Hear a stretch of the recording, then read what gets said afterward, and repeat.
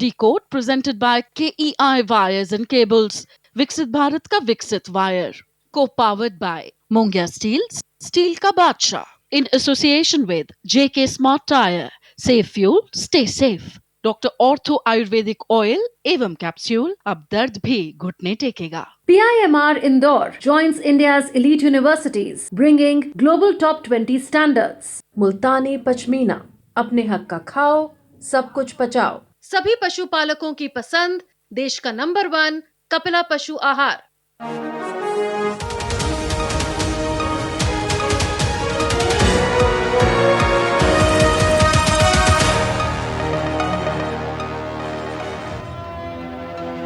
नमस्कार, मैं हूं सुधीर चौधरी और डिकोड में आपका स्वागत है। तो आइए आज की खबरों को आपके लिए डिकोड करते हैं। आज दुनिया में सिर्फ एक ही सवाल पर चर्चा हो रही है और वो सवाल ये है कि क्या ईरान युद्ध खत्म होने वाला है।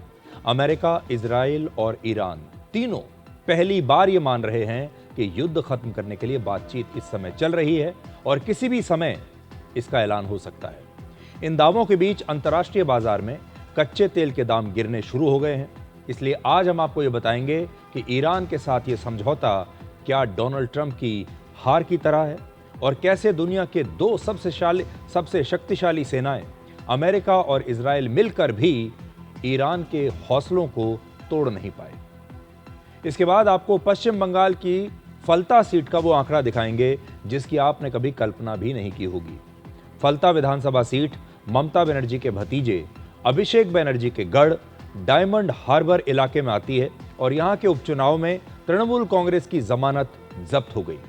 पश्चिम बंगाल में अब टीएमसी के बाहुबली नेता बुरी तरह चुनाव हार रहे हैं और बाहुबली अपराधियों को पुलिस हथकड़ियां लगाकर सड़कों पर परेड करवा रही है। खुद पश्चिम बंगाल के लोगों ने कभी सपने में नहीं सोचा था कि वहां स्थिति इतनी तेजी से बदलेगी। और हमारा आखिरी विश्लेषण होगा भारत की लड़कियों के लिए, जिन्हें बचपन से ही आत्मनिर्भर बनने से ज्यादा एडजस्ट करना सिखाया जाता है। बेटी एडजस्ट कर लो, ये सिर्फ एक वाक्य नहीं है बल्कि हमारे समाज की वो खतरनाक सच्चाई है जो हर दिन ससुराल में बेटियों की जान ले रही है। इस हफ्ते भारत में दो ऐसी घटनाएं हुई, एक भोपाल में और दूसरी नोएडा में, जो हर माता पिता को ये सोचने पर मजबूर करती है कि तलाक लेकर बेटी का घर आना बेहतर है या फिर बेटी की अर्थी घर आना ज्यादा बेहतर है। लेकिन इस समय पूरी दुनिया एक ही सवाल पर चर्चा कर रही है और हर व्यक्ति यही जानना चाहता है कि क्या ईरान युद्ध अब खत्म होने वाला है। ईरान में युद्ध विराम के 47 दिनों के बाद पहली बार अमेरिका, इजराइल और ईरान तीनों ही ये स्वीकार कर रहे हैं कि उनके बीच बातचीत चल रही है और किसी भी समय एक बड़े समझौते की घोषणा हो सकती है। सबसे बड़ी बात यह है कि पहली बार खुद ईरान भी बातचीत और समझौते की बात को स्वीकार कर रहा है।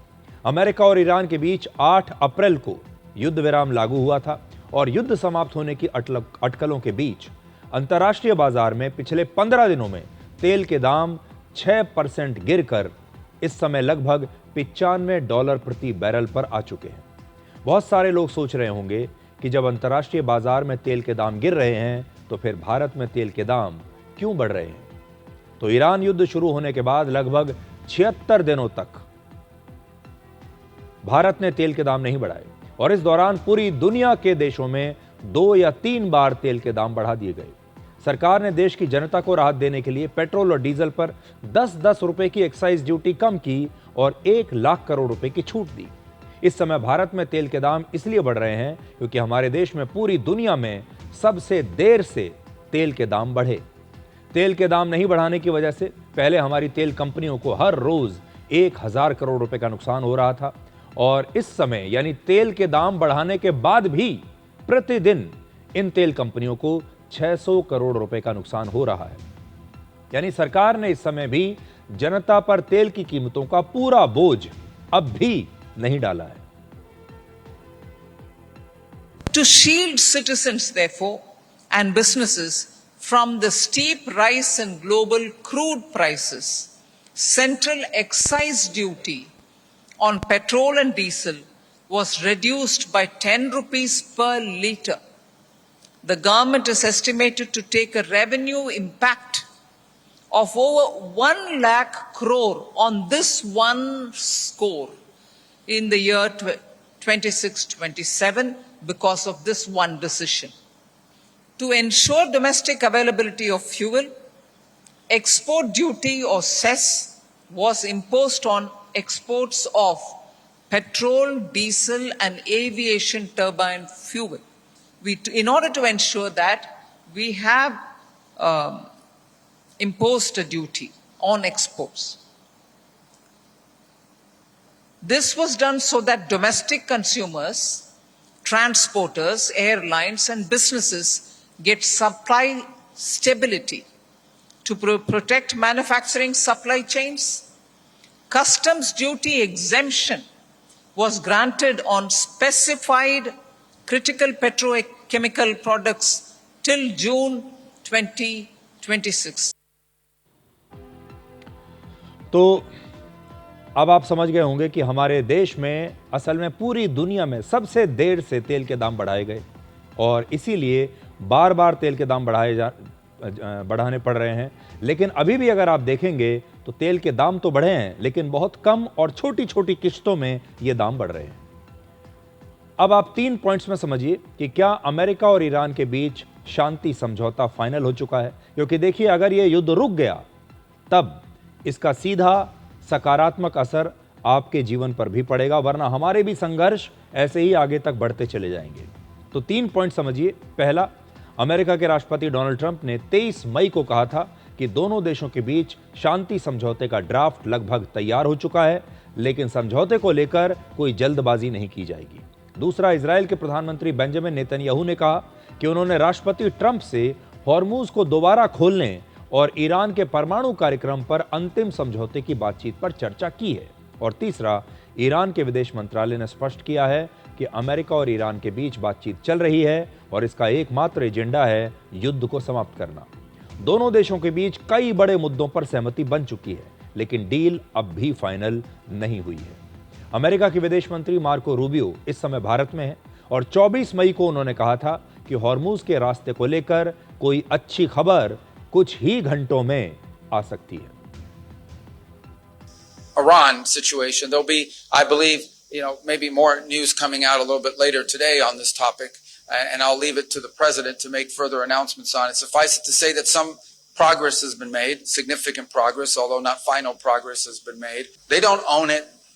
It's an international waterway, and what they are doing now is basically they are threatening to destroy commercial vessels using an international waterway.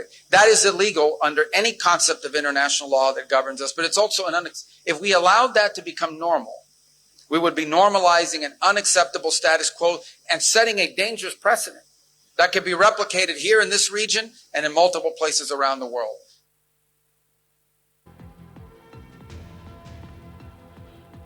America और ईरान के बीच समझौते को आप 2 हिस्सों में देख सकते हैं। इसके 2 हिस्से हैं, एक है हॉर्मूज को खोलना और दूसरा है ईरान का परमाणु कार्यक्रम।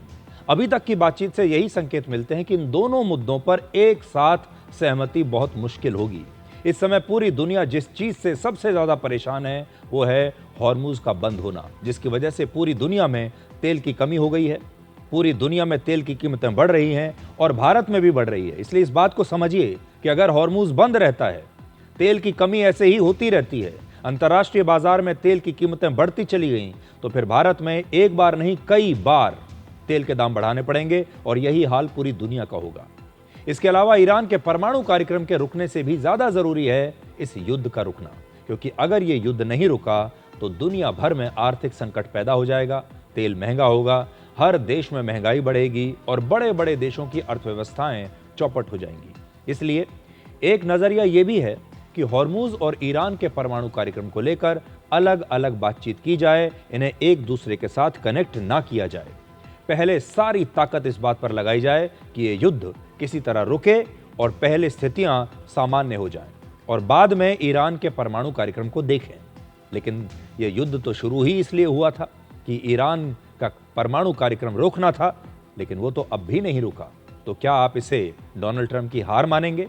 इसलिए अब बड़ा सवाल यह है कि ईरान के साथ समझौते को लेकर अमेरिका के राष्ट्रपति डोनाल्ड ट्रंप को इतनी जल्दबाजी क्यों है और क्या यह समझौता उनकी हार माना जाएगा?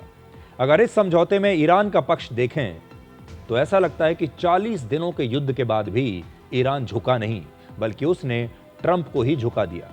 और 47 दिनों के युद्ध विराम के बाद भी ट्रंप ईरान पर किसी भी तरह का कोई आर्थिक, कूटनीतिक या मनोवैज्ञानिक दबाव बनाने में सफल नहीं रहे। इस समझौते को लेकर ईरान ने साफ कहा है कि अमेरिका के साथ बातचीत का उद्देश्य अभी सिर्फ युद्ध को खत्म करना है।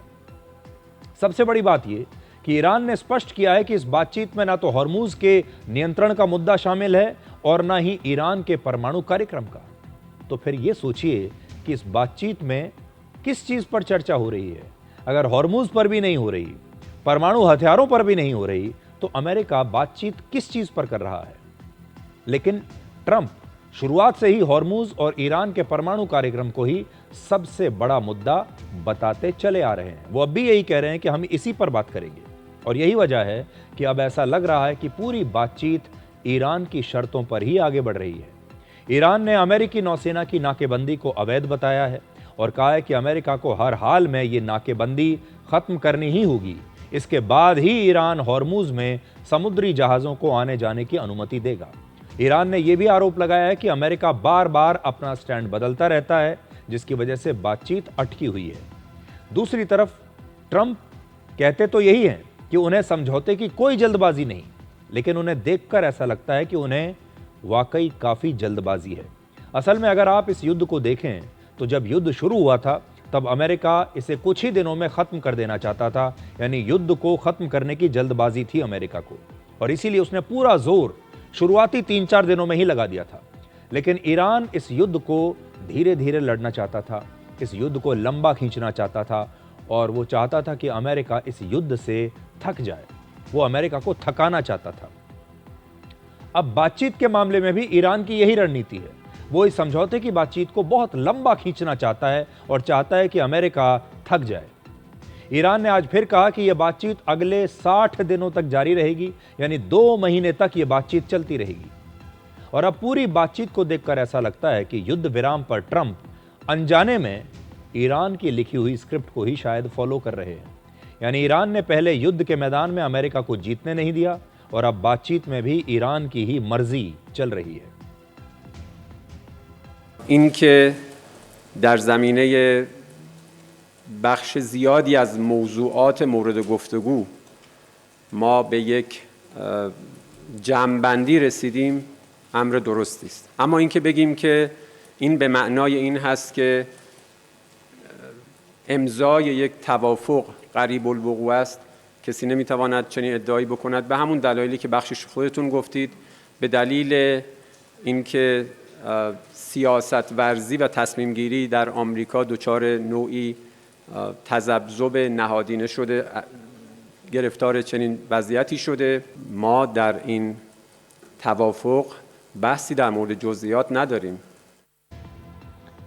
अपने लेटेस्ट सोशल मीडिया पोस्ट में राष्ट्रपति ट्रंप ने उन अमेरिकी नेताओं और आलोचकों पर हमला किया है जो ईरान डील को लेकर उनकी आलोचना कर रहे हैं।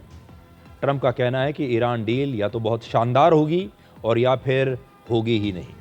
ट्रंप बार बार ये दावा कर रहे हैं कि ईरान के साथ उनका समझौता पूर्व राष्ट्रपति बराक ओबामा की न्यूक्लियर डील की तरह कमजोर नहीं होगा। आपको याद होगा वर्ष 2015 में पश्चिमी देशों और ईरान के बीच एक परमाणु समझौता हुआ था और इसमें ईरान ने अंतर्राष्ट्रीय एजेंसियों को अपने न्यूक्लियर रिएक्टर्स की जांच करने की अनुमति दे दी थी। ईरान मान गया था इस बात के लिए कि भाई जो अंतर्राष्ट्रीय एजेंसीज हैं वो आके देख सकती हैं हमारे न्यूक्लियर रिएक्टर्स को और वो चेक कर सकती हैं कि हम परमाणु हथियार बना रहे हैं या नहीं। और इसके बदले में अमेरिका और यूरोपीय देशों ने ईरान पर लगे अपने कई बड़े सैंक्शंस हटा दिए थे। वर्ष 2018 में राष्ट्रपति ट्रंप ने खुद ही ये समझौता तोड़ दिया था। ट्रंप का आरोप है कि ओबामा के इसी समझौते ने ईरान के लिए अपने परमाणु हथियारों तक पहुंचने का रास्ता साफ किया था। अब आप ताकत का संतुलन देखिए, ये बड़ा दिलचस्प है। एक तरफ ईरान जैसा देश है जिस पर अमेरिका ने आज से नहीं 45 वर्षों से न जाने कितने सारे प्रतिबंध लगाए हुए हैं। ईरान अपना तेल अंतर्राष्ट्रीय बाजार में नहीं बेच सकता। ईरान का लगभग 9.5 लाख करोड़ रुपया पश्चिमी देशों के बैंकों में फ्रीज कर दिया गया। कोई भी विकसित पश्चिमी देश ईरान को किसी भी प्रकार की टेक्नोलॉजी नहीं दे सकता। जिसकी वजह से ईरान की एयरफोर्स के फाइटर जेट्स और दूसरे सिविलियन एयरक्राफ्ट लगभग बेकार हो गए और आज भी ये विमान जुगाड़ से चल रहे हैं। और आप सब ये जानते हैं कि ईरान की जो वायुसेना है वो लगभग बेकार हो चुकी है, क्योंकि उसके पास विमानों को उड़ाने के लिए ना तो स्पेयर पार्ट्स हैं, ना ही टेक्नोलॉजी है, और वो कहीं से भी इसकी टेक्नोलॉजी ले नहीं सकता चीन जैसे देशों को छोड़कर। यानी ईरान की अर्थव्यवस्था पहले ही बहुत कमजोर कर दी गई। विदेशों से आने वाली सभी प्रकार की टेक्नोलॉजी को ब्लॉक कर दिया गया और अंतर्राष्ट्रीय स्तर पर ईरान को अलग थलग कर दिया गया। तो ईरान में बचा ही क्या होगा? ऐसे कमजोर देश पर अमेरिका और इजराइल जैसी दो शक्तिशाली सेनाओं ने मिलकर एक साथ हमला किया और फिर उसे पूरी तरह से वो तब भी नहीं तोड़ पाए और ना ही ईरान को तब भी झुका पाए। यानी एक तरफ अकेला ईरान है और दूसरी तरफ अमेरिका और इजराइल दोनों की मिलकर सेना सामने खड़ी है। तो ये एक बड़ी बात है। लेकिन आज जो हमारा पहला विश्लेषण आपके लिए था वो ये कि हो सकता है कि ईरान युद्ध जल्द खत्म हो जाए, क्योंकि यहाँ भारत में भी जब भी आप किसी से मिलते हैं, हमसे भी लोग मिलते हैं, तो यही पूछते हैं कि ये बताइए कि युद्ध कब खत्म होगा। तो अभी ऐसा लगता है कि ये युद्ध समाप्ति की ओर जा रहा है। अब देखिए, ईरान युद्ध तो अभी पूरी तरह से समाप्त नहीं हुआ, लेकिन अब रशिया और यूक्रेन के बीच युद्ध एक बार फिर से तेज हो गया है। पिछले 24 घंटों के दौरान रशिया और यूक्रेन दोनों ने एक दूसरे पर मिसाइल्स और ड्रोन से बड़े हमले किए हैं। रशिया ने यूक्रेन की राजधानी कीव पर हमले में अपनी एक नई और बेहद खतरनाक हाइपरसोनिक मिसाइल का इस्तेमाल किया है और रशिया का दावा है कि इस मिसाइल को रोका नहीं जा सकता, क्योंकि इसकी रफ्तार 13,000 किलोमीटर प्रति घंटा है। इस रफ्तार से हमला करने वाली मिसाइल्स को किसी भी एयर डिफेंस सिस्टम से रोकना लगभग नामुमकिन माना जाता है। ये मिसाइल परमाणु और पारंपरिक यानी दोनों तरह से हमले कर सकती है और इसका इस्तेमाल करके रशिया यूक्रेन पर एक नया दबाव बना रहा है। रशिया ने यह हमला उस हमले के जवाब में किया है जिसमें यूक्रेन ने 2 दिन पहले मॉस्को पर ड्रोन से हमला किया था। कीव पर हुआ रशिया का यह हमला पिछले 4 वर्षों का अब तक का सबसे बड़ा हमला है। तस्वीरें आई हैं, आपको खुद पता चल जाएगा कैसा हमला है।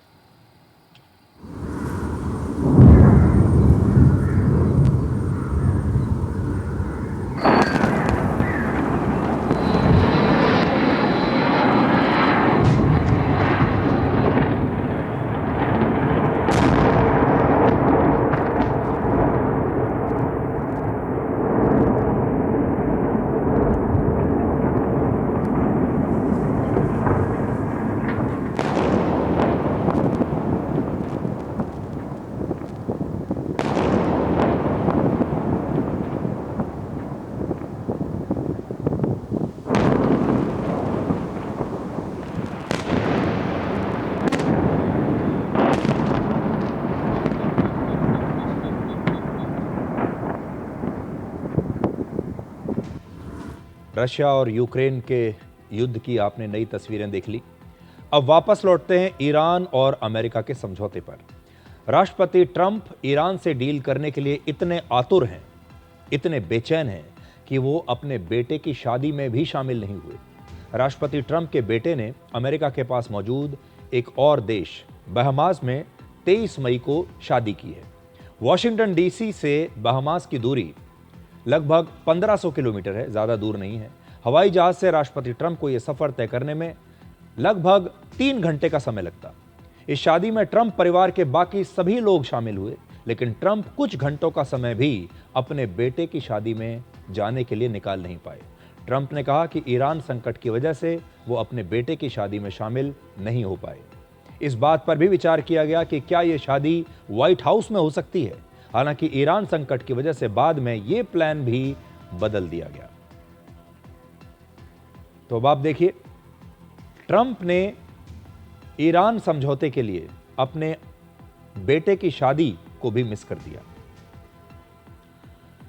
अब ट्रंप की बात हो ही रही है तो आपको यह भी बता दें कि अमेरिका की आजादी के 250 साल पूरे होने के मौके पर दिल्ली में अमेरिकी दूतावास ने एक कार्यक्रम का आयोजन किया, जिसमें अमेरिका के विदेश मंत्री मार्को रूबियो शामिल हुए। और इस कार्यक्रम के दौरान ही भारत में अमेरिका के राजदूत सर्जियो गोर ने डोनाल्ड ट्रंप को फोन मिला दिया। राष्ट्रपति ट्रंप ने फोन उठाया और कहा कि प्रधानमंत्री मोदी एक महान नेता हैं और मेरे बड़े अच्छे मित्र हैं और अमेरिका के इतने करीब भारत इससे पहले कभी नहीं रहा जितना आज है। और भारत हम पर 100% भरोसा कर सकता है। यानी ट्रंप ने जब ये फोन उठाया तो भारत के बारे में और भारत के प्रधानमंत्री मोदी के बारे में उन्होंने बहुत अच्छी बातें कही जो हमारे विपक्षी नेताओं को तो बिल्कुल अच्छी नहीं लगेंगी। जरा देखिए उन्होंने क्या कहा। I just want to say hello to everybody. I love the Prime Minister. Modi is great. He's my friend. And I just want to say a very, very good evening to everybody. It's morning here and it's evening there. And I just want to say you're great. And we've never been closer to India. And India can count on me 100% and our country. If they ever need help, they know where to call. They call right here. We're doing well. We're setting records. We have a record economy, a record stock market, and anything India wants to get. And I'm a big, big fan of Prime Minister Modi. तो America के राष्ट्रपति phone पर live थे, भारत के लोगों को अपना संदेश दे रहे थे। और देखिए उन्होंने क्या कहा। उन्होंने कहा कि वो प्रधानमंत्री मोदी के प्रशंसक हैं। प्रधानमंत्री मोदी उनके बहुत अच्छे मित्र हैं। प्रधानमंत्री मोदी को उन्होंने एक महान नेता बताया और कहा कि अमेरिका और भारत के बीच इतनी नज़दीकियां इससे पहले कभी नहीं थीं जितनी आज हैं। यानी हमारा जो संबंध है, हमारे रिश्ते आज इतने अच्छे हैं कि इतने अच्छे पहले कभी नहीं थे। और एक और ख़ास बात उन्होंने कही कि भारत को जब भी ज़रूरत पड़ेगी वो अमेरिका पर और मुझ पर 100% विश्वास कर सकता है। अब भारत के प्रति राष्ट्रपति ट्रंप की ये बातें, उनके द्वारा प्रधानमंत्री मोदी की ये तारीफ करना, प्रशंसा करना, उनका ये कहना कि प्रधानमंत्री मोदी मेरे बड़े अच्छे दोस्त हैं, मेरे मित्र हैं, उनका ये कहना कि प्रधानमंत्री मोदी महान हैं और मैं उन्हें बहुत पसंद करता हूं, ये राहुल गांधी जैसे विपक्षी नेताओं को आज ये बातें बड़ी चुभेंगी, बहुत बुरी लगेंगी। दिलचस्प बात यह है कि ट्रंप की इस तारीफ के बाद भारत के विपक्षी नेता अब कल क्या कहते हैं, ये जानना, ये देखना बड़ा दिलचस्प होगा। या फिर वो इस पूरी बातचीत पर, राष्ट्रपति ट्रंप के इस नए बयान पर बिल्कुल शांत रहेंगे, कोई प्रतिक्रिया देंगे ही नहीं, ये भी देखना होगा। आज अमेरिका के विदेश मंत्री मार्को रूबियो ने भारत में मई और जून की जो भीषण गर्मी पड़ती है, इसका पहला उन्होंने अनुभव किया और पहली बार इस गर्मी को उन्होंने भी महसूस किया। मार्को रूबियो आज अपनी पत्नी के साथ आगरा में ताजमहल देखने गए। मार्को रूबियो ने वहां अपनी जो पारंपरिक फोटो खिंचवाई जाती है, हर बार जो भी लोग जाते हैं ताजमहल में, इस बेंच पर बैठकर जरूर फोटो खिंचवाते हैं जहां पीछे बैकग्राउंड में ताजमहल दिखाई देता है। और इसी बेंच पर बैठकर आज उन्होंने इस गर्मी में, इस तपती धूप के बीच वहां फोटो खिंचवाई। आगरा का तापमान आज लगभग 44 डिग्री सेल्सियस था। जबरदस्त गर्मी चल रही थी। लेकिन इस समय अगर आप वॉशिंगटन डीसी का तापमान देखें तो वहां सिर्फ 20 डिग्री सेल्सियस का तापमान आज वहां था। तो मार्को रूबियो ने आज पहली बार यह अनुभव किया होगा कि मई जून में भारत की गर्मी कैसी होती है, चिलचिलाती धूप यहां पर कैसी होती है। तस्वीरें देखिए।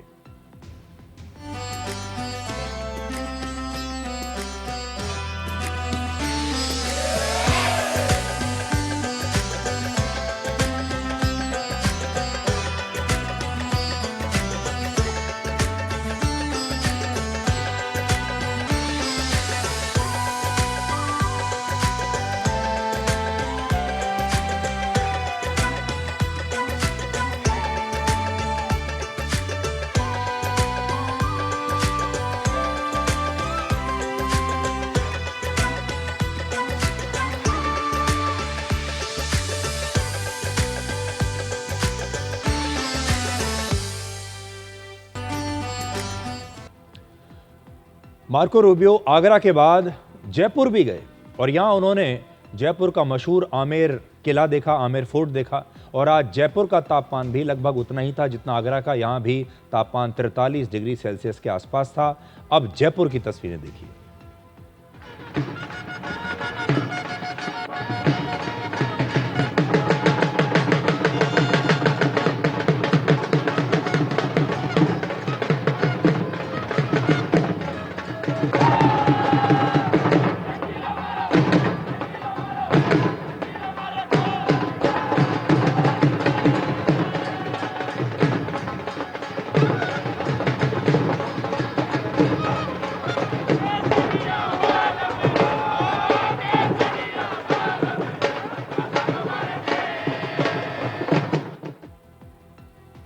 मार्को रूबियो को आगरा में ताजमहल का आनंद तो बहुत आया होगा देखने पर, जयपुर का भी उन्होंने आनंद लिया होगा, लेकिन एक ही बात थी कि वो ऐसे गर्मी के मौसम में आए जिस समय भारत में ये भीषण गर्मी पड़ती है।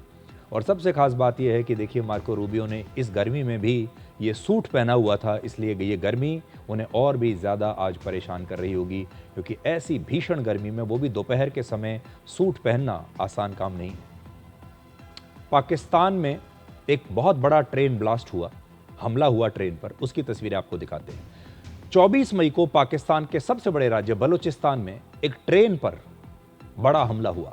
इस ट्रेन से पाकिस्तान के सिक्योरिटी फोर्सेस के लोग, उनके जवान जा रहे थे। इस हमले में 24 लोगों की मौत हो गई, जबकि 70 से ज़्यादा लोग इसमें घायल हुए हैं। और इसमें ट्रेन की 2 से 3 बोगियां पूरी तरह से नष्ट हो गई। एक बोगी तो ऐसी थी जो रेलवे क्रॉसिंग को तोड़ते हुए पास की दीवार से टकरा गई। इस धमाके से रेलवे ट्रैक के पास खड़ी कई गाड़ियों में भी आग लग गई। और इस हमले की जिम्मेदारी बलूचिस्तान लिबरेशन आर्मी ने ली है, BLA। इसने आत्मघाती इसे हमला बताया है और पाकिस्तान के 82 सैनिकों को उन्होंने मारने का दावा किया है। पाकिस्तान ने अब तक ये स्पष्ट नहीं किया है कि ट्रेन ब्लास्ट में उसके कितने सैनिक, उसके कितने जवान मारे गए हैं, लेकिन तस्वीर जो आई है वो आप देख सकते हैं।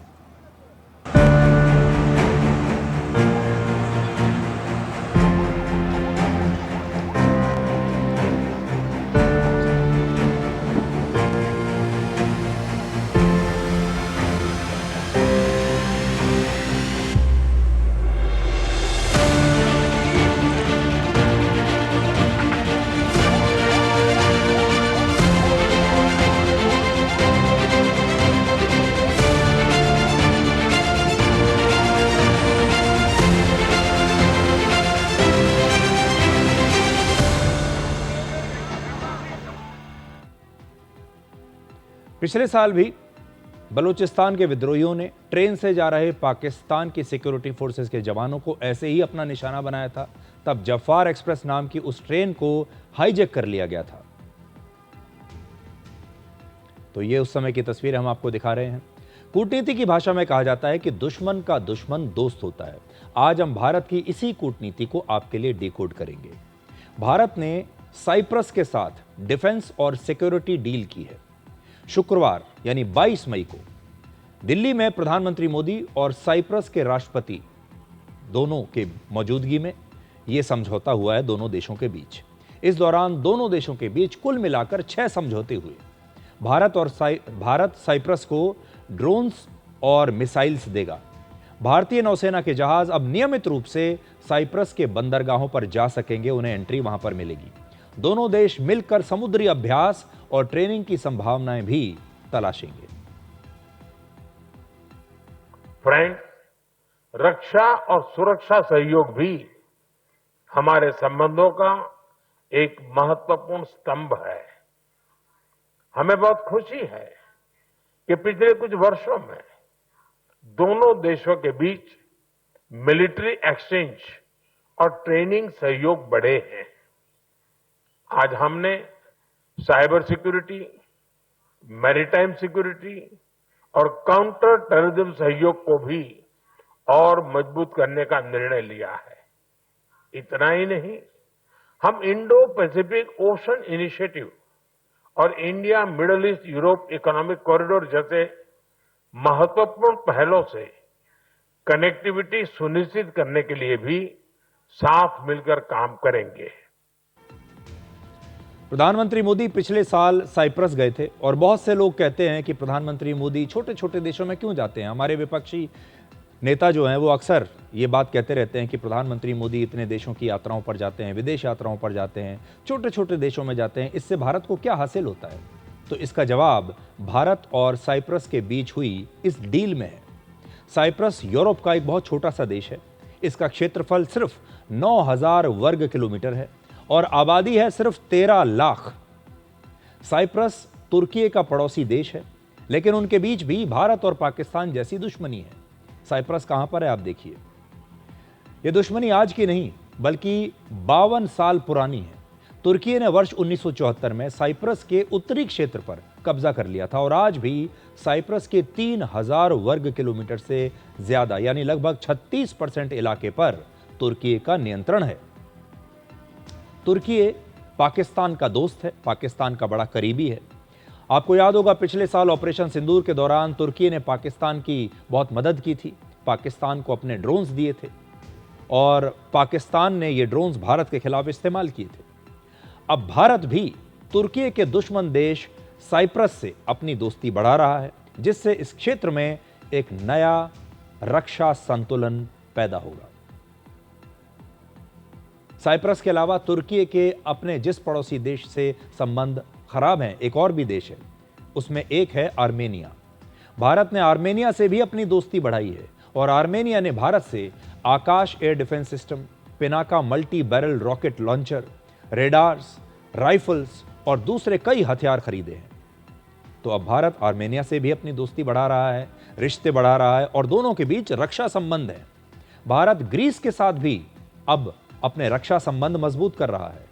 ग्रीस के भी तुर्की के साथ अच्छे संबंध नहीं हैं, यानी तुर्की के जिन देशों के साथ खराब संबंध हैं, भारत अब उनके साथ अपने संबंध मजबूत कर रहा है और भारत उन्हें यह कह रहा है कि आप हमारे साथ रक्षा समझौता कीजिए, हम आपकी रक्षा करेंगे, हम आपको नई टेक्नोलॉजी के हथियार देंगे और हम आपका ख्याल रखेंगे।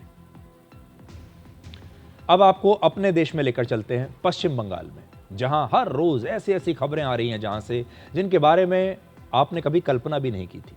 इसलिए आपको पश्चिम बंगाल की फलता सीट का वो आंकड़ा दिखाएंगे जिसकी आपने कभी कल्पना नहीं की होगी कि पश्चिम बंगाल में ये भी हो सकता है।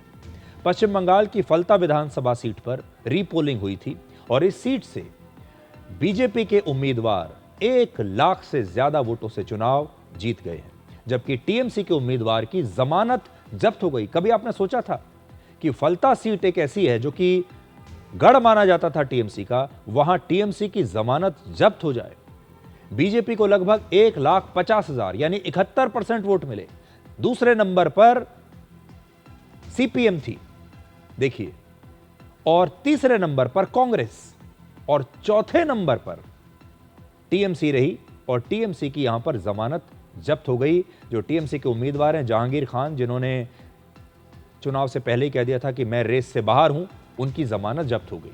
उन्होंने किसी प्रकार से यह कहकर अपनी इज्जत बचा ली कि मैं तो चुनाव लड़ ही नहीं रहा, मैं रेस से बाहर हो गया, मैं अपना नाम वापस लेता हूं, वरना उनकी ऐसी ही दुर्गति होती जैसी यहां दिख रही है आपको। पश्चिम बंगाल के इस चुनाव में इस सीट पर बीजेपी सबसे ज्यादा वोटों के अंतर से जीती है। टीएमसी वर्ष 2011 से इस फलता सीट पर लगातार जीतती आ रही थी। अगर किसी उम्मीदवार को कुल वोटिंग का 16.67% से कम वोट मिले तो उसकी जमानत जब्त मानी जाती है और इस चुनाव में जहांगीर खान को 3.5% वोट मिले हैं सिर्फ, जबकि इसी सीट से 2021 में जो पिछला चुनाव हुआ था तब टीएमसी को 56% वोट मिले थे। यहां से जहांगीर खान अभिषेक बनर्जी के बहुत करीबी नेता माने जाते हैं और Falta seat Diamond Harbour Lok Sabha seat का हिस्सा है। ममता बनर्जी के भतीजे Abhishek Banerjee Diamond Harbour seat से ही लोकसभा के सांसद हैं और अभिषेक बनर्जी अपने डायमंड हार्बर मॉडल की चुनावों में बहुत मार्केटिंग किया करते थे। वो कहते थे कि डायमंड हार्बर पर उनका इतना कब्जा है, इतना होल्ड है कि वहां तो टीएमसी हार ही नहीं सकती। उन्होंने फलता उपचुनाव से पहले कहा था कि बीजेपी चाहे कितनी भी ताकत लगा ले, लेकिन वो 10 जन्म लेकर भी मेरे इस डायमंड हार्बर मॉडल को तोड़ नहीं सकती। अब बीजेपी कह रही है कि डायमंड हार्बर मॉडल क्रैश हो चुका है, टूट चुका है। फलता सीट पर बीजेपी की जीत के बाद प्रधानमंत्री मोदी ने भी सोशल मीडिया पर लिखा कि फलता की जनता ने अपना फैसला सुना दिया है, लोकतंत्र की जीत हुई है और डराने धमकाने की राजनीति हार गई। ये बीजेपी के प्रति पश्चिम बंगाल की जनता के अटूट विश्वास को दर्शाता है। अब पश्चिम बंगाल में बीजेपी विधायकों की संख्या बढ़कर 208 हो गई है। अब एक और तस्वीर देखिए, पश्चिम बंगाल में जब टीएमसी के बाहुबली नेता बुरी तरीके से चुनाव हार रहे हैं, उनकी जमानत जब्त हो रही है, तो देखिए पश्चिम बंगाल के बाहुबली जो गैंगस्टर्स थे, अपराधी थे, जिन्हें ममता बनर्जी की पार्टी का समर्थन हासिल था एक जमाने में, उन बाहुबली अपराधियों की क्या हालत हो गई है। इन बाहुबलियों को पुलिस हथकड़ी लगाकर सड़कों पर खुलेआम परेड करवा रही है। ये तस्वीरें पश्चिम बंगाल के हावड़ा की हैं। और इस तस्वीर में इस इलाके का एक बड़ा मशहूर और बड़ा गैंगस्टर है जिसका नाम है आकाश सिंह। ये वहां का एक बड़ा अपराधी है। ममता बनर्जी के शासन में ये पुलिस पर गोलियां चलाता था, खुलेआम, पुलिस से डरता नहीं था, लोगों से अवैध वसूली किया करता था, चुनाव के दौरान आम जनता को डरा धमकाकर वोटिंग करने से रोकता था। इसका बड़ा दबदबा था इस पूरे इलाके में और टीएमसी इसे बचाती थी। उत्तर हावड़ा के पूर्व टीएमसी विधायक के बहुत ही करीबी माने जाने वाले इस अपराधी आकाश सिंह की वजह से वहां के लोग हमेशा डर के साए में जीते थे। लेकिन पुलिस ने एक ही झटके में इसके आतंक को खत्म कर दिया। पुलिस ने इसका सिर मुंडवाकर इसे खुलेआम सड़कों पर ऐसे घुमाया। अब हमारे ही देश में कई लोग ऐसे भी हैं जो इस अपराधी, इस गैंगस्टर की इस तरह की परेड पर सवाल उठा रहे हैं कि पुलिस ऐसा कैसे कर सकती है। लेकिन पश्चिम बंगाल की पुलिस ने कहा है कि क्राइम रिकंस्ट्रक्शन के लिए वो इस गुंडे को कई स्थानों पर लेकर गई थी और जब रिकंस्ट्रक्शन के लिए इसे ले जाया जा रहा था, ये तब की तस्वीरें हैं।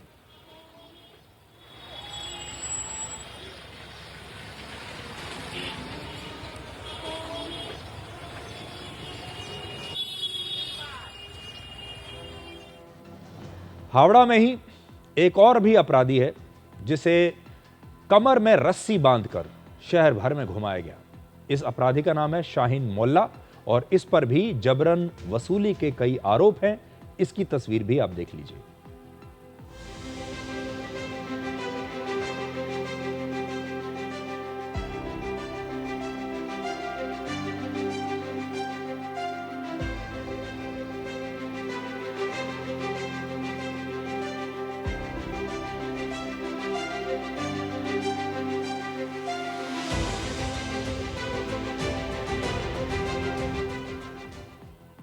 कुल मिलाकर पश्चिम बंगाल के लोग, पश्चिम बंगाल की जनता बहुत खुश हैं। उन्हें एक प्रकार की नई आज़ादी मिली है। उनके लिए ये एक नया स्वतंत्रता दिवस है जब उन्हें एक सरकार से आज़ादी मिली जो उन्हें डरा धमका कर रखती थी और अब उन्हें इन अपराधियों से, इन गैंगस्टर से आज़ादी मिल रही है। और इन तस्वीरों को देखकर पश्चिम बंगाल की जनता में एक नया भरोसा पैदा हो रहा है कि वहाँ पर कानून व्यवस्था दोबारा से अब स्थापित हो रही है। अब हमारा अगला विश्लेषण भारत की लड़कियों के लिए है, आपके परिवारों के लिए है। उन लड़कियों के लिए है जिन्हें बचपन से ही आत्मनिर्भर बनने से ज़्यादा एडजस्ट करना सिखाया जाता है। इसलिए आज हम देश भर में लड़कियों के माता पिता से एक सवाल पूछना चाहते हैं। अगर आपकी बेटी शादी के बाद अपने ससुराल में परेशान है तो आप अपने घर में एक तलाकशुदा बेटी को लाना चाहेंगे या अपनी मृत बेटी के शव को लाना चाहेंगे? किसे चुनेंगे आप, तलाकशुदा बेटी या मृत बेटी? क्योंकि आज सुप्रीम कोर्ट में भी भारत सरकार ने इसी सवाल का जवाब दिया है। इस महीने भोपाल में त्विषा शर्मा और नोएडा में दीपिका नागर की संदिग्ध हालात में ऐसे ही अपने अपने ससुराल में मौत हो गई। सुप्रीम कोर्ट में आज भोपाल में हुई त्विषा शर्मा की मौत के मामले में सुनवाई चल रही थी और इसी सुनवाई के दौरान सॉलिसिटर जनरल तुषार मेहता ने कहा कि अब इसे आत्महत्या कहा जाए या कुछ और, एक बात तो साफ है कि त्विषा की जान चली गई और ऐसे मामलों में माता पिता के लिए सीख यही है कि बेटी को खो देने से बेहतर है कि उसका तलाक हो जाए। और आज यही सवाल मैं देश भर में जो लड़कियों के माता पिता हैं उनके सामने लेकर आया हूं कि आप क्या चाहेंगे। अगर आपकी बेटी शादी में खुश नहीं है, अपने ससुराल में खुश नहीं है, तो आप अपनी बेटी का तलाक कराकर उसे अपने घर लाना चाहेंगे या फिर उसके शव को अपने घर लाना चाहेंगे? आपको क्या बेहतर लगता है? इसलिए आज मैं आपको किसी कानून की कहानी नहीं सुनाना चाहता, मैं आपको उस चुप्पी की कहानी सुनाना चाहता हूं जो हर उस बेटी के कमरे में रहती है जिसे शादी के बाद कहा जाता है बेटी थोड़ा एडजस्ट करो। कई बार यही 3 शब्द उसकी जिंदगी को समाप्त कर देते हैं। आपने देखा होगा माता पिता अक्सर अपनी बेटियों को यही कहते हैं, बेटा थोड़ा एडजस्ट करो। जब बेटी ससुराल से फोन करती है तो माता पिता अक्सर ये कहते हैं अब यही तुम्हारा घर है। माता पिता कहते हैं सब ठीक हो जाएगा। माता पिता कहते हैं अब हमें फोन मत करो, अपने सास ससुर से बात करो क्योंकि अब वही तुम्हारा घर है, थोड़ा एडजस्ट कर लो। हम हर रोज सुनते हैं कि भारत बदल रहा है, लेकिन सवाल है क्या भारत का घर भी बदल रहा है? क्या भारत के घर बदल रहे हैं? क्योंकि जो घर सबसे सुरक्षित होना चाहिए किसी महिला के लिए, वही घर न जाने कितनी महिलाओं के लिए सबसे खतरनाक जगह बन चुका है। ये सारी जो महिलाएं हैं, लड़कियां हैं, अपने घरों में ही मारी गई, जो उनके लिए सबसे सुरक्षित जगह होनी चाहिए थी। आज हमारे देश में महिलाएं फाइटर प्लेन उड़ा रही हैं, बड़ी बड़ी कंपनियां चला रही हैं, बड़े बड़े सरकारी पदों पर बैठी हैं, आईएएस बन रही हैं, खिलाड़ी बन रही हैं, ओलंपिक्स में जाकर मेडल जीत रही हैं। लेकिन सबसे बड़ा सवाल अब भी यही है, क्या भारत की बेटी अपनी ही शादी में सुरक्षित है? सबसे बड़ी समस्या आती है दहेज की। दहेज सिर्फ पैसे की मांग नहीं है, बल्कि एक मानसिकता है, जहां लड़की को आज भी जिम्मेदारी और शादी को एक सेटलमेंट माना जाता है। लड़की पैदा होते ही लोग कहते हैं कि ये तो एक बहुत बड़ी जिम्मेदारी है हमारी, और ये तो पराया धन है। और फिर शादी को हम सोचते हैं कि ये एक प्रकार का सेटलमेंट है दूसरे परिवार के साथ। दहेज लेने वाला परिवार कभी भी अपने आप को अपराधी नहीं मानता। वो शादी में मिलने वाले इस दहेज को कभी गिफ्ट का नाम देता है, कभी परंपरा का नाम देता है, कभी स्टेटस का नाम देता है। हमारे समाज में बेटियों को आत्मनिर्भर बनने से कहीं ज्यादा यह सिखाया जाता है कि सहन कैसे करना है, एडजस्ट कैसे करना है। शादी के बाद लड़की से कहा जाता है, अब यही तुम्हारा घर है। हर घर में ऐसा ही होता है और समय के साथ सब ठीक हो जाएगा। और इसी सब ठीक हो जाए के इंतजार में न जाने कितनी लड़कियों की जिंदगियां समाप्त हो जाती हैं। एनसीआरबी के आंकड़ों के मुताबिक वर्ष 2024 में दहेज की वजह से 5,737 महिलाओं की मौत हो गई हमारे देश में। यानी हर रोज लगभग 15 या 16 महिलाओं की मौत की वजह यह शादी ही बनी। इसका मतलब है कि 90 मिनट में हमारे देश में एक बेटी मर रही है, हर 90 मिनट में। लेकिन सच ये है कि दहेज को लेकर हत्या सिर्फ वो नहीं होती जब किसी को जला दिया जाए। कई हत्याएं ऐसी होती हैं जिनमें शरीर नहीं जलता, बल्कि लड़की का आत्मविश्वास जलता है, सम्मान जलता है, मानसिक शांति जीवन भर जलती रहती है। हर दिन अपमान करना, हर बात पर लड़की की जिंदगी को कंट्रोल करना, उसका फोन चेक करना, उसे अपने घर मायके जाने से रोकना, पैसे के लिए दबाव बनाना, उसके चरित्र पर शक करना, ये सब घरेलू हिंसा का हिस्सा है। एनसीआरबी के मुताबिक वर्ष 2024 में ही हमारे देश में महिलाओं के साथ क्रूरता के मामले 1,20,000 से ज्यादा थे। यानी हर 4 से 5 मिनट में एक महिला के साथ कहीं ना कहीं ससुराल में क्रूरता हो रही है। यह क्रूरता पति और उसके रिश्तेदारों द्वारा की गई। धीरे धीरे लड़की को इतना तोड़ दिया जाता है कि एक दिन उसकी मौत हो जाती है और उसे आत्महत्या कहकर उसकी फाइल बंद कर दी जाती है। सच ये है कि कई बार ये आत्महत्या नहीं बल्कि सामाजिक हत्या होती है। पूरा समाज, ये सारे परिवार मिलकर एक लड़की की हत्या कर देते हैं। एनसीआरबी के ही एक और आंकड़े के मुताबिक शादी की वजह से वर्ष 2024 में 3,986 महिलाओं ने आत्महत्या की, शादी की वजह से। लड़की का सबसे बड़ा दर्द यह है कि अगर वो अपने घर, अपने माता पिता के घर वापस चली गई तो उसके माता पिता टूट जाएंगे। समाज क्या कहेगा, पड़ोसी क्या कहेंगे, रिश्तेदार क्या कहेंगे। भारत में लाखों माता पिता अपनी बेटियों से प्यार तो बहुत करते हैं, लेकिन समाज से डर जाते हैं। उन्हें बेटी की सुरक्षा से पहले परिवार की इज्जत दिखाई देती है। लेकिन याद रखिए, हर बार समझौता एक संस्कार नहीं होता। कई बार समझौता अपराध को एक ऑक्सीजन देता है। इसलिए अब समय आ गया है कि भारत अपनी बेटियों को सिर्फ पढ़ाए लिखाए नहीं, बल्कि ये भी सिखाए कि शादी जिंदगी का एक हिस्सा है, पूरी जिंदगी नहीं। और इस शादी के लिए जिंदगी की कीमत चुकाना ठीक नहीं है।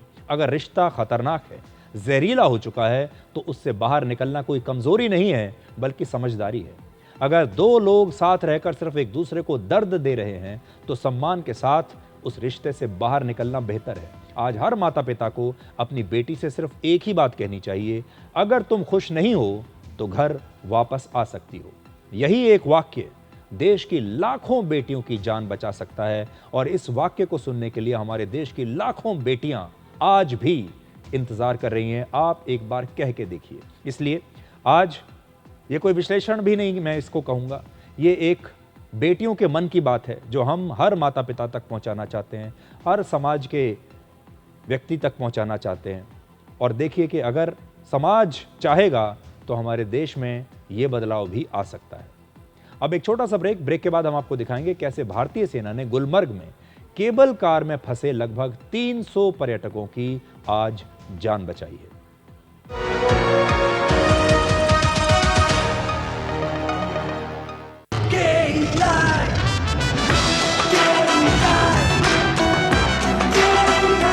विकसित भारत का विकसित वायर।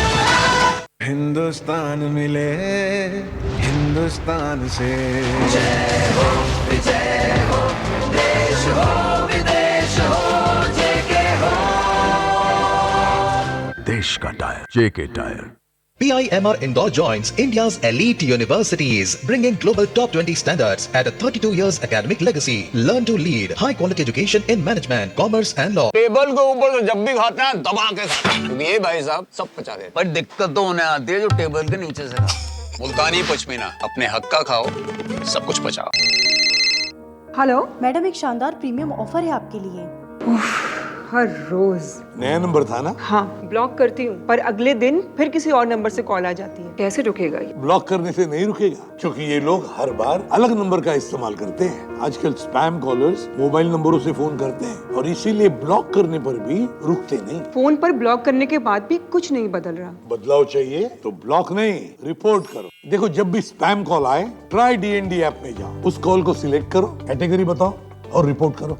इतना सिंपल और असरदार भी। अगर हम सब मिलकर रिपोर्ट करेंगे तो ट्राई को स्पैम कॉल रोकने में सहयोग मिलेगा। और स्पैम मैसेजेस, उनका क्या? उन्हें भी कंट्रोल कर सकती हो। कौन से मैसेजेस चाहिए, कब चाहिए, ये सेट कर लो। मतलब कॉल ब्लॉक करना नहीं, रिपोर्ट करना है असली समाधान। अब स्पैम कॉल्स को रिपोर्ट करो और अपने और दूसरों के लिए भी रोको। ट्राई DND ऐप डाउनलोड करें और स्पैम कॉल्स को रोकने का स्मार्ट तरीका अपनाएं। अरे कब से समझा रही हूँ, फिर भी आशीर्वाद की क्वालिटी है हाय, फिर मेरा बजट है टाइट। अरे बैग के बाहर QR कोड स्कैन करो, बैग के अंदर यूनिक कोड पाओ और 80 रुपए का कैश बैक ले जाओ। आशीर्वाद शुद्ध चक्की आटा, कैश बैक और क्वालिटी का वादा, लिख के ले लो।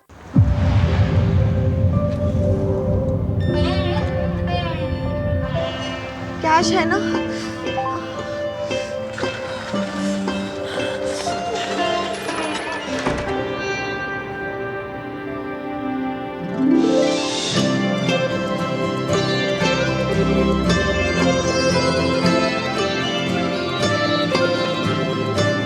भारत करता है डिजिटल भुगतान। हर लेन देन अब है आसान।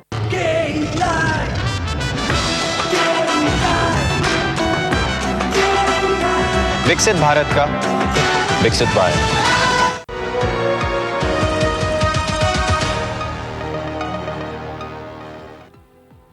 अब यह देखिए कि जम्मू कश्मीर के गुलमर्ग में आज लगभग 300 पर्यटक एशिया के सबसे ऊंचे केबल कार यानी रोपवे में फंस गए। रोपवे सिस्टम में तकनीकी खराबी आ गई और उसके बाद सैकड़ों फीट की ऊंचाई पर लगभग 65 केबिन्स अचानक से जैम हो गए और एक केबिन कार में लगभग 6 लोग बैठ सकते हैं। इसके बाद रेस्क्यू टीम के जवान रस्सी के सहारे हर केबिन कार तक पहुंचे और फिर बारी बारी से इन लोगों को बचाया गया। इस ऑपरेशन में भारतीय सेना, NDRF और SDRF के जवान शामिल हुए और उन्होंने पूरी बहादुरी के साथ और चतुराई के साथ इन सारे लोगों की जान बचा ली। तस्वीरें देखिए।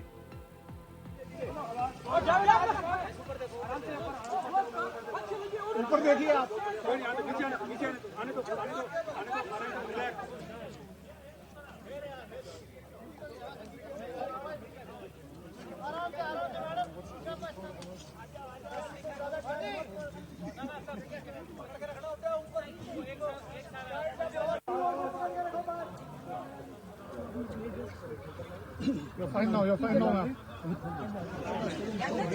शाबाश। चलो मैडम,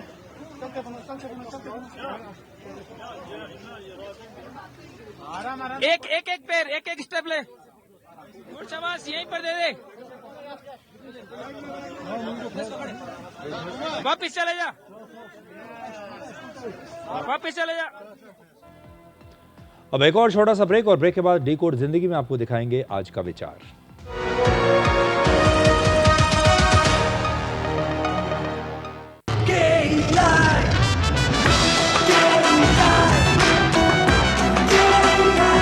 विकसित भारत का विकसित buyer. PIMR Indore joins India's elite universities, bringing global top 20 standards at a 32 years academic legacy. Learn to lead, high quality education in management, commerce and law. इस देश की हर माँ, बच्चे, बूढ़े, जवान, खिलाड़ी, डॉक्टर, इंजीनियर, सबको गाय भैंस की दूध की शक्ति पर भरोसा है। पर जब इन पशुओं को कपिला पशु आहार मिलेगा, तभी तो दूध सिर्फ ज्यादा ही नहीं, शक्ति से भरपूर भी होगा। कपिला पशु आहार, देश का नंबर 1 पशु आहार। This is no ordinary sky. This is where legends are born. Space transition. In the vast expanse above, the Indian Air Force reigns. Unseen, unstoppable, unmatched. The Indian Air Force to be a cut above.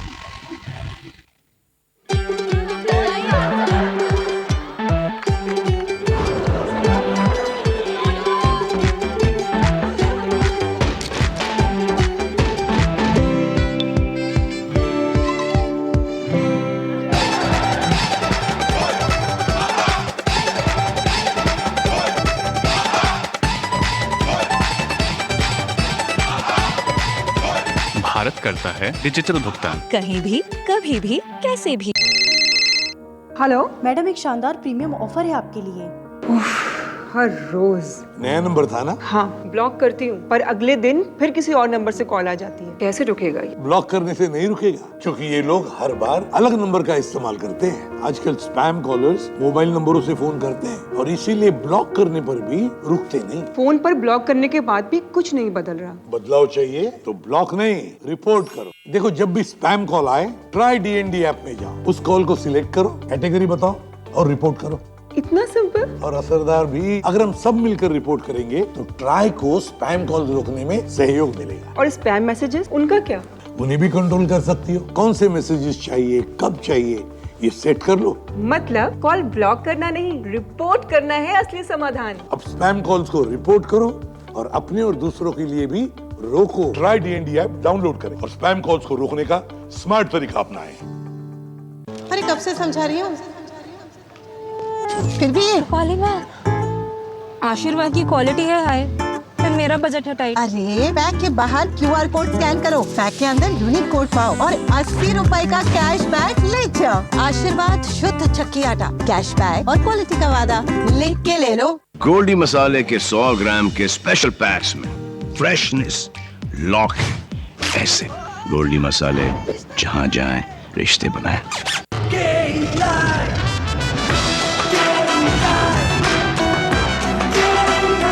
विकसित भारत का विकसित buyer.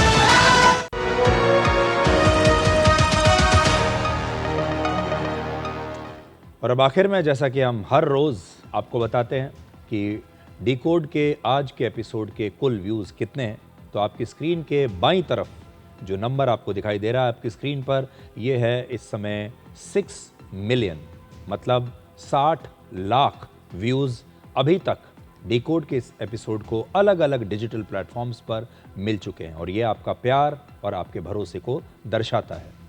ये जो number आप देख रहे हैं, ये क्रोम DM की लाइव ट्रैकिंग के जरिए हमारे पास आ रहा है और ये हमारे रियल टाइम व्यूज को दर्शाता है। तो आज के लिए डिकोड में इतना ही। अब आपसे हमारी अगली मुलाकात होगी कल रात 9 बजे। तब तक आप खुश रहिए, सुरक्षित रहिए, स्वस्थ रहिए और जिंदगी में जब भी आप पीछे मुड़कर देखेंगे तो समझेंगे कि जो गलत हुआ वो होना कितना जरूरी था। नमस्कार।